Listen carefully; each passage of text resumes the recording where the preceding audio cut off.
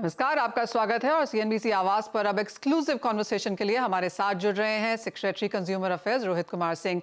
रोहित सिंह जी नमस्कार, बहुत शुक्रिया सीएनबीसी आवाज के लिए समय निकालने के लिए। और सबसे पहले आपको जो इन्फ्लेशन नंबर्स हैं उनके थ्रू जाना चाहेंगे।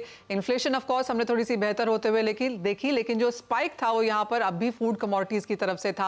ऑफ कोर्स थोड़ा सा डिसेलरेशन यहाँ पर जरूर देखने को मिला है, लेकिन जहाँ तक वेजिटेबल है, प्रोटीन है, यहाँ पर प्राइसेस में लगातार तेजी है। एज गवर्नमेंट आपने इन्फ्लेशन नंबर्स को कैसे एनालाइज किया है? देखिए, जो फूड कमोडिटीज़ का इन्फ्लेशन है वो अगर पिछले 6 महीने की बात करें तो बहुत अच्छे से मैनेज हुआ है। एंड आपने वेजिटेबल्स की बात की तो I have the numbers in front of me. और पोटैटो, अनियन, टोमेटो तीनों में पिछले 6 महीने की जो डेटा मेरे पास है, अगर उसको पिछले 6 महीने की प्राइस से कंपेयर करें तो -6%, -1.5% एंड -22% है।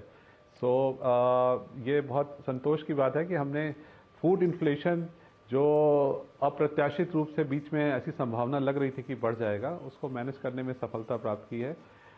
वी मस्ट रियलाइज कि फूड इन्फ्लेशन जो है वो केवल डिमांड और सप्लाई, अवेलेबिलिटी और कंजम्पशन के अलावा बहुत सारे अन्य फैक्टर्स पे भी डिपेंड करता है। इट्स जियोपॉलिटिकल सिचुएशन कैसी है, बाहर क्या स्थिति चल रही है, और एल नीनो इफेक्ट, वेदर के effect which ultimately effects the availability. तो उन सब के बावजूद I mean we don't have a counterfactual, but अगर जो परिस्थितियां विश्व में और भारत में रही है, वेदर की और अन्य ट्रेड की परिस्थितियां, उसके बावजूद भी हमने फूड इन्फ्लेशन को बेहतरी से मैनेज किया है। ये मैं सरकार की तरफ से आपको जानकारी देना चाहूँगा। जी रोहित जी, ऑफ कोर्स जो पेन पॉइंट है वो वेजिटेबल्स में, विद इन वेजिटेबल्स में अनियन प्राइसेस हैं जो सबसे ज़्यादा ऊपर यहाँ पर तेजी में रहे हैं। जैसे आपने कहा, fundamentals on the positive side भी हैं और सरकार ने काफ़ी सारे स्टेप्स यहाँ पर उठाए हैं। अब यहाँ से जहाँ तक प्याज की बात है, चाहे वो एक्सपोर्ट खोलने की है डेट है, या फिर जिस तरह से हमने प्रोटेस्ट ऑन ग्राउंड यहाँ पर महाराष्ट्र में होते हुए देखे हैं, एज ऑफ नाउ आप किस तरह से इसको कॉग्निसेंस में ले रहे हैं? देखिए, आपको एक बात समझनी पड़ेगी आपके माध्यम से सबको कि जो भारत का कंज्यूमर है, जो डोमेस्टिक कंज्यूमर है, उसके लिए अवेलेबिलिटी और अफोर्डेबिलिटी सुनिश्चित कराना ये भारत सरकार की प्राथमिकता है। और हमारे ही कंज्यूमर्स को अगर महंगी चीज़ें उपलब्ध हों और हम एक्सपोर्ट भी करते रहें, ये थोड़े मतलब समझने वाली बात नहीं है। इसलिए जब परिस्थितियां ऐसी बनती हैं कि डोमेस्टिक अवेलेबिलिटी को हमें सुनिश्चित करना है, तो एक्सपोर्ट से रिलेटेड मेजर्स लेने पड़ते हैं। ये मेजर्स टेम्परेरी होते हैं और हम ही नहीं, सारे देश इसी प्रकार से काम करते हैं कि उनके जो स्वयं के नागरिक हैं उनके लिए अफोर्डेबिलिटी सुनिश्चित करते हैं। तो जैसे अनियन का आपने एग्जाम्पल दिया, आप देखें पाकिस्तान, टर्की, इजिप्ट, सब ने एक्सपोर्ट कंट्रोल्स लगा रखे हैं क्योंकि ग्लोबल अवेलेबिलिटी का ही इशू है। तो और जहाँ तक फार्मर्स को प्राइसेस मिलने का सवाल है, अभी लासलगांव मंडी में 17, 18, 19 के आसपास थोक के रेट चल रहे हैं, which translates into good compensation for the farmer. तो यहाँ हमने फार्मर और उपभोक्ता दोनों के हितों को बहुत अच्छे से बैलेंस करने का प्रयास किया है और उसमें काफ़ी हद तक हमें सफलता भी मिली है। आपने अनियन प्राइसेस बढ़ने की बात कही, मैं तो यहाँ डेटा देख रहा हूँ कि 6 महीने पूर्व जो प्राइसेस थी उससे 1.5% कम ही है आज हमारी ऑल इंडिया रिटेल प्राइसेस। तो अनियन की प्राइस में कोई घबराने की स्थिति नहीं है और डिस्पाइट चैलेंजेस हमने अनियन की प्राइसेस को बहुत अच्छे से नियंत्रण में करने का प्रयास किया है और उसमें काफी हद तक हमें सफलता भी मिली है। जी रोहित जी, जैसे आपने कहा कि एक बैलेंस की बात है और स्ट्रीट हमेशा डिवाइडेड रहता है। एक तरफ ऑफ कोर्स काफी सारा बाजार मानता है कि सरकार ने प्रोएक्टिवली यहाँ पर इंपोर्ट्स, एक्सपोर्ट्स, ड्यूटी के लिहाज से प्राइसेस को मैनेज किया है, और एक तबका ऐसा भी है जिसको लगता है कि थोड़ा सा सरकार कई बार यहाँ पर ओवरबोर्ड जाती है अपने मेजर्स के साथ। देखिए, अगर देश के नागरिक के हित में ओवरबोर्ड जाना पड़े तो मैं इसमें कोई बुरी बात नहीं मानता हूँ। हमारा, जैसे मैंने पूर्व में भी आपको पिछले इंटरव्यूज में भी कहा है, आज फिर दोबारा दोहरा रहा हूँ कि भारत के उपभोक्ता के लिए अफोर्डेबिलिटी और अवेलेबिलिटी ये सर्वोपरि है, ये सर्वोच्च प्राथमिकता है। तो उसके लिए अगर ओवरबोर्ड जाना पड़े तो बिल्कुल जाएंगे। और आपको मैं एकदम स्पष्ट रूप से बता देना चाहूँगा कि इस सारे फूड इन्फ्लेशन मैनेजमेंट में टाइमिंग इज द की। हमारी जो कमेटी कैबिनेट सेक्रेटरी सर अध्यक्षता करते हैं या माननीय गृह मंत्री जी जो अध्यक्षता करते हैं, उसमें जितने त्वरित गति से निर्णय लिए गए हैं उसी वजह से हम सिचुएशन को कंट्रोल करने में सफल रहे हैं।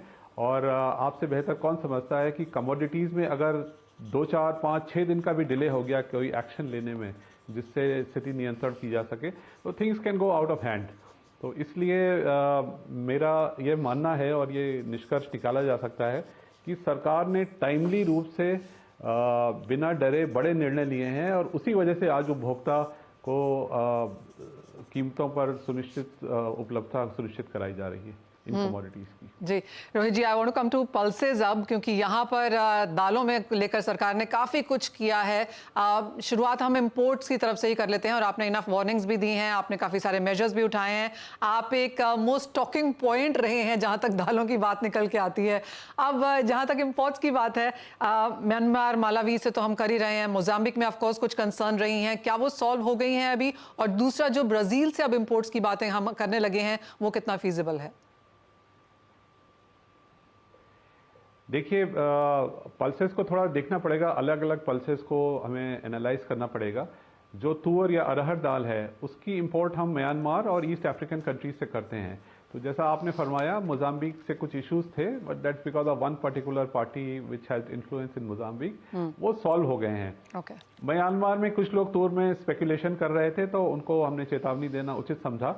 और अभी भी कल ही ऐसी इंटेलिजेंस की खबरें आई हैं कि कुछ ट्रेडर्स जो हैं वो चेन्नई में उन्होंने होर्डिंग शुरू कर दी है। तो I want to warn them through your channel कि हम बहुत सख्त एक्शन लेंगे और कोई भी इसकी जमाखोरी ना करें। तूर के दाल की कीमतें जो हैं अगर किसी अन्य कारण से बढ़ी तो जो भी इसके लिए जिम्मेदार होगा उस पर सख्त कार्रवाई की जाएगी। जहां तक उड़द का सवाल है, उड़द में हमारी जो कंजम्पशन और प्रोडक्शन का गैप है जो हमें इंपोर्ट करना पड़ता है, वो सारा म्यांमार से होता है, लगभग 99%। तो ये एक काफ़ी रिस्की प्रोपोजिशन है और इस रिस्क को डाइवर्सिफाई करने के लिए पिछले लगभग 1 वर्ष से हम ब्राज़ील और अर्जेंटीना और इस तरह के अन्य देशों से बात कर रहे हैं। और ब्राज़ील से उनकी जो एग्रो क्लाइमेटिक कंडीशंस हैं वो दोनों अरहर और उड़द दोनों के लिए कंड्यूसिव हैं और वहाँ कॉन्ट्रैक्ट फार्मिंग होती है और हमारा इंपोर्ट जो है 2025 तक ओपन जनरल लाइसेंस पे है। तो हमने वहाँ के एम्बेसडर और वहाँ के जो माननीय मंत्रीगण आते हैं उनको ये कहा है कि हमारे यहाँ डिमांड है, अगर वो उचित समझते हैं कमर्शियली वायबल तो वो वहाँ पे ग्रो कर सकते हैं। And I am very glad to inform you कि ब्राज़ील से उड़द का जो इंपोर्ट है वो शुरू भी हो गया है। तो ऐसा करने से हमारा जो इंपोर्ट का रिस्क है वो डाइवर्सिफाई होता है और we will not be held to ransom by a particular group in a particular country. इसके लिए ये किया गया है। जहाँ तक चने की बात है, ऑफ कोर्स भारत चना जब यहाँ पर लॉन्च हुआ, जो पहला कमोडिटी था अंडर दिस अम्ब्रेला, इसने मार्केट शेयर ले लिया बाजार का 25%। आप इसे पॉजिटिव मानते हैं या फिर आपको लगता है कि सरकारें अब एक भागीदार या स्टेक होल्डर हो गई है in with in retail market? देखिए, जब भी कीमतें अप्रत्याशित रूप से बढ़ती हैं तो सरकार को उपभोक्ता के हित में इंटरवीन करना आवश्यक हो जाता है।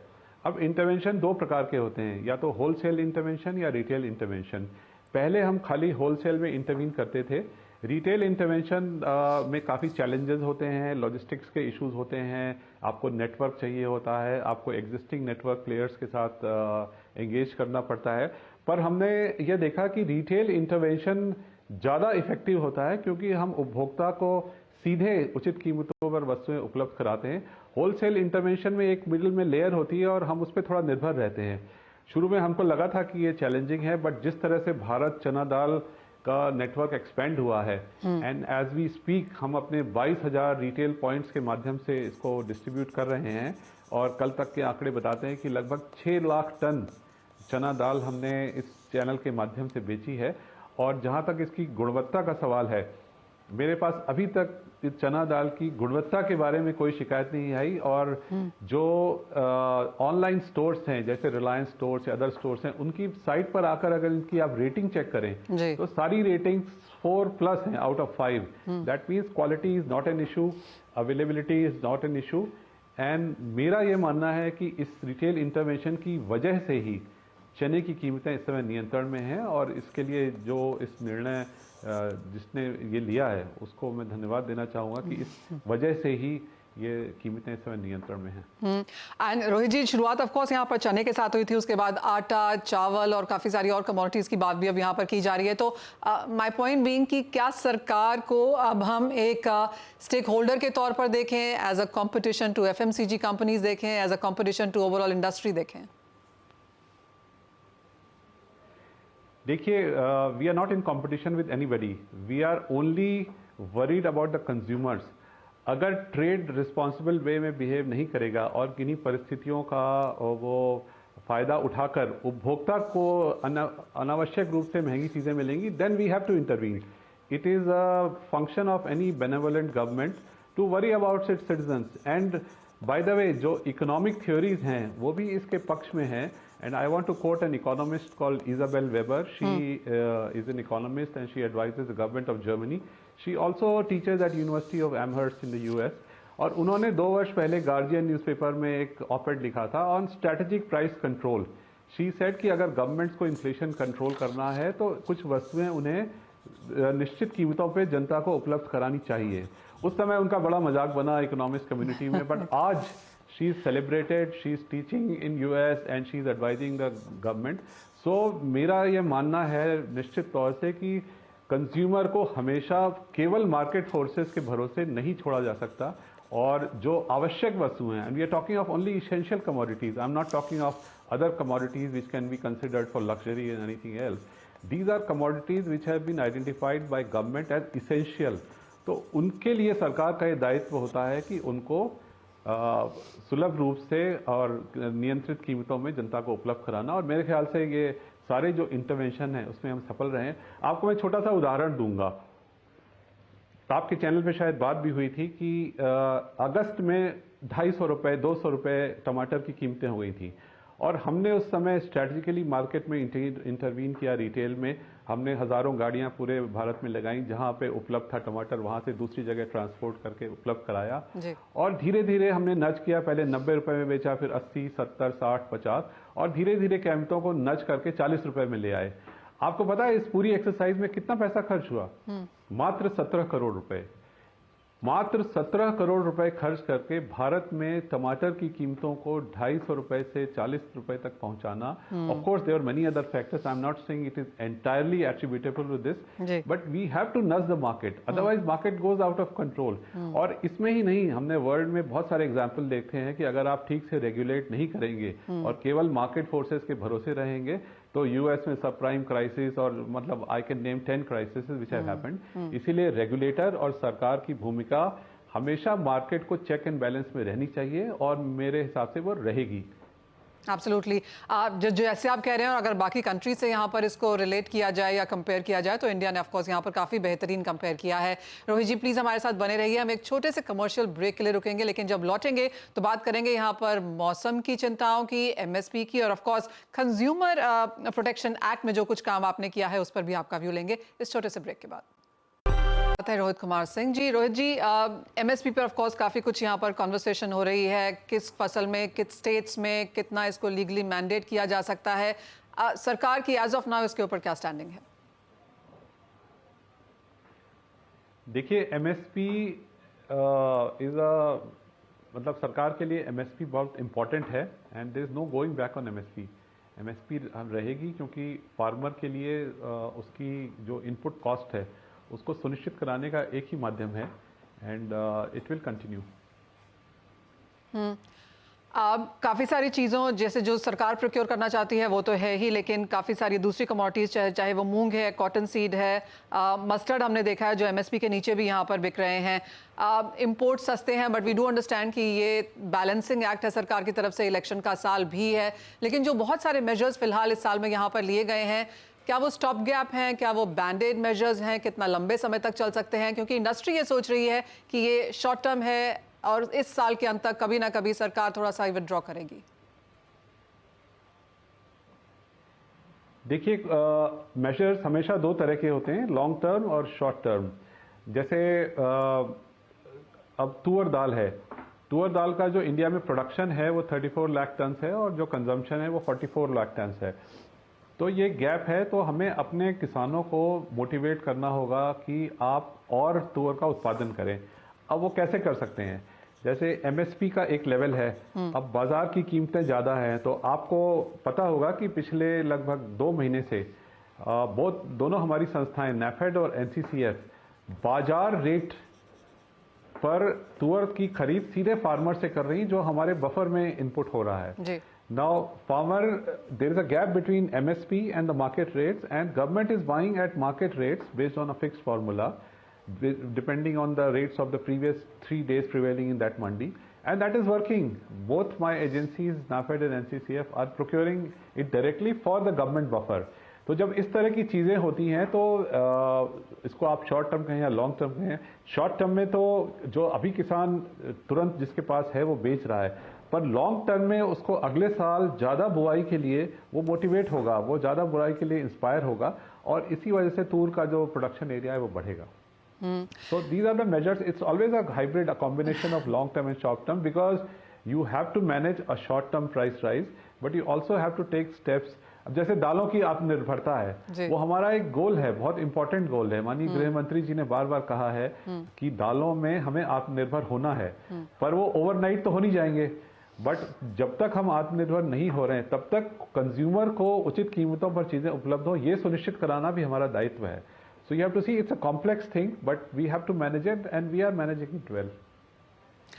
रोहित जी, आप सुपर एन्यूएशन ले रहे हैं 31 मार्च को, एंड मुझे मालूम है जितनी भी बार मैंने आपसे यहाँ पर बातचीत की है, it is always been very enlightening. आपने बहुत सीधा, सटीक, क्लियर लैंग्वेज में यहाँ पर हमेशा बात की है, तो obviously we will miss talking to you from here on. पर आपसे ये जानना चाहेंगे कि ये जो as secretary consumer affairs in ministry of commerce, जो आपका ये जो टाइम रहा है, एक कोई जो बेहतरीन आपको लगा हो कि ये काम बहुत सही तरीके से यहाँ पर हुआ है, ये यहाँ पर जैसा छूट गया है, ऐसी कोई चीज़ है? देखिए, सरकार की किसी भी पोस्टिंग में सारे दायित्व इम्पॉर्टेंट होते हैं, और I can say with lot of satisfaction that we rose to the occasion and we have been able to handle. इस विभाग में प्रमुखतया 4 चीज़ें होती हैं। सबसे इम्पॉर्टेंट जो हम आपसे बातचीत कर रहे हैं, फूड इन्फ्लेशन का मैनेजमेंट, जो इस विभाग का मैंडेट है। दी अदर इज कि कंज्यूमर अगर कोई चीज़ खरीद रहा है तो उसकी क्वालिटी और क्वांटिटी का अश्योरेंस का फ्रेमवर्क भी इस विभाग के पास है। Quality through BIS and QCOs and other standard mechanism, quantity through a mechanism of legal metrology, कि अगर 1 किलो कोई विक्रेता कह रहा है तो वास्तव में 1 किलो है कि नहीं, इसको सुनिश्चित करना, ये लीगल मेट्रोलॉजी के फ्रेमवर्क में आता है। So we assure to the consumer requisite quantity, requisite quality, and last but not least is कि अगर इन सब के बावजूद उपभोक्ता को कोई ग्रीवेंस या कोई मलाल है, तो उसकी ग्रीवांस को कैसे एड्रेस किया जाए। तो हमारी एक नेशनल कंज्यूमर हेल्पलाइन है, जिसमें लगभग 1,30,40,000 के आसपास हमारे पास ग्रीवांसेज आते हैं। उसको हम अब 17 भाषाओं में, भारतीय भाषाओं में रेस्पॉन्ड करते हैं, and we have seen an increase in number of calls. That shows that by responding in people's languages you can make them comfortable and you can nudge them to have more faith in the government system. Absolutely. और उसके अलावा जो एक संतुष्टि मैं express करना चाहता हूं कि जो आने वाली डिजिटल व्यवस्था है कॉमर्स की, और जो ई-कॉमर्स है, उसमें जो कंज्यूमर के चैलेंजेस आएंगे, बिकॉज जैसे जैसे ये डिजिटल कॉमर्स बढ़ेगा, अभी तो लगभग 10% के आसपास है टोटल रिटेल का, जो कंज्यूमर और सेलर का पावर इक्वेशन है वो थोड़ा चेंज होगा, और the seller will become more powerful and the consumer will be left alone. इस नई परिस्थिति में सरकार का ज़्यादा दायित्व होता है कि कंज्यूमर के हितों की सुरक्षा करें, और उस दिशा में हमने काफ़ी काम किए हैं। जैसे फेक रिव्यूज़ का एक सिस्टम बनाया है, कई ई-कॉमर्स साइट्स जो है वो डार्क पैटर्न्स, मैनिपुलेटिव प्रैक्टिसेस का इस्तेमाल करते हैं, उसके लिए एक फ्रेमवर्क बनाया है। कई मिसलीडिंग एडवर्टीजमेंट्स करते हैं, उसके लिए व्यवस्था की है। मिसलीडिंग एडवर्टीजमेंट का एक सब पार्ट है कि ग्रीन वॉशिंग, आपको यह कह के कोई प्रोडक्ट बेचा जाता है कि ये एनवायरनमेंट फ्रेंडली है, जबकि वो उतना होता नहीं है, तो ग्रीन वॉशिंग की गाइडलाइन है। कोचिंग सेंटर्स जो छात्रों को थोड़ा मैनिपुलेट करने का प्रयास करते हैं, गलत विज्ञापन देते हैं, उनको काफ़ी दुरुस्त किया गया है। तो ये सारी व्यवस्था, इट्स अ लार्ज इकोसिस्टम, और जितना भी संभव हो सका हमने प्रयास किया है कि उपभोक्ता के हितों का जो संरक्षण है, जो सरकार का सर्वोपरि दायित्व है, उसको कैसे ज़्यादा से ज़्यादा सुनिश्चित किया जाए। एब्सोल्युटली। रोहित जी, काफ़ी सारे काम किए गए हैं और आशा है आपसे आगे भी यहाँ पर बातचीत होती रहेगी, क्योंकि काफ़ी सारी चीज़ें आपने बहुत इमेंस सेटिस्फैक्शन के साथ यहाँ पर की हैं, तो बहुत कंग्रेचुलेशंस उसके लिए भी। बहुत शुक्रिया आज यहाँ पर CNBC आवाज़ के लिए समय निकालने के लिए। इसी के साथ एक ब्रेक का भी समय है, वापस आएंगे तो लेकर आएंगे इक्विटी बाजार का हाल।